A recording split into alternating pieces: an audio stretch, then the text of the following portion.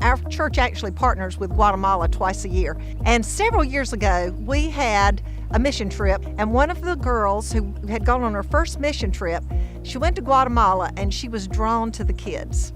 She said, my life was never the same. She said, it's not about my clothes anymore. It's not about my house. It's not about my looks. It's something bigger.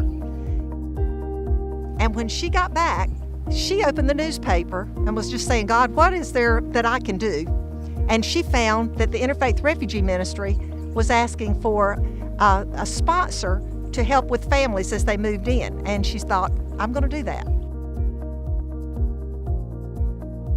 These people had fled Burma because of the political unrest, because of the violence, and they were actually persecuted because the Korean ethnic group in Burma were refusing to sign a peace treaty with the military. They could hear the gunfire in the villages right beside them, and they had to flee for their lives. So when you hear stories like that, you also have to realize that life's bigger than what you've seen.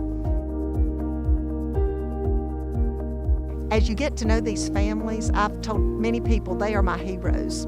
They are working really hard to try to start a new life for their kids. And so for these kids to have an opportunity to play soccer and to be a part of the community, they are extremely grateful.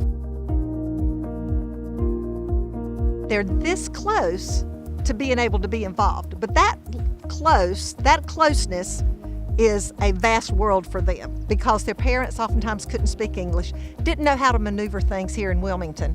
And so we were able to meet and talk to Coach Spooner and just said, hey, could a couple of kids possibly play on your soccer team? When Connie first approached me, she goes, I have a couple kids that want to play soccer, and my number one goal is to get kids playing soccer. So I was like, sure, bring them on. And they had a ball. And next year, we had more and more people that wanted to play. And we went to Coach Spooner, and he said, I'll make it happen. And this has opened up a whole new world for these kids.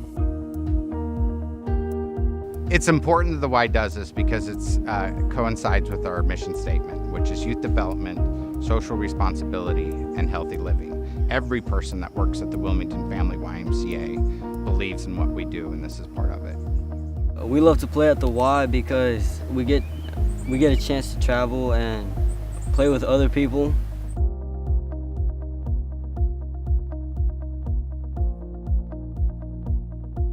These kids are awesome. They're the first ones at the end of practice, the one to help me carry stuff, take stuff down, always saying thank you. It's been great. They show appreciation. I think they've taught our kids to show appreciation. It's just a win-win.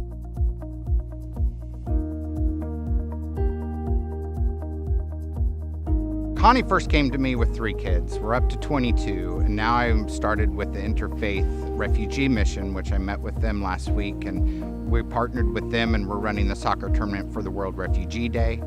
What I would see in the future and probably next year is that the World Refugee Day is actually held here at the YMCA, just so we can provide a better soccer environment for their tournament, because that's the big draw. All the families, the parents, the kids, soccer is a passion for them, and we get to provide that passion to them.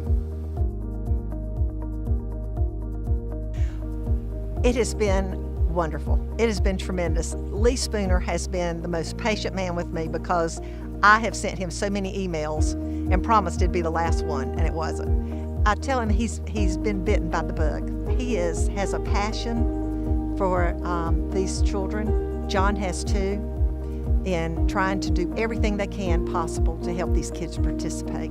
And we are so grateful to the Y for that. I implore you to please give to our annual giving campaign that allows us to add more of these refugees and other kids in our neighborhoods and our communities to participate in our program.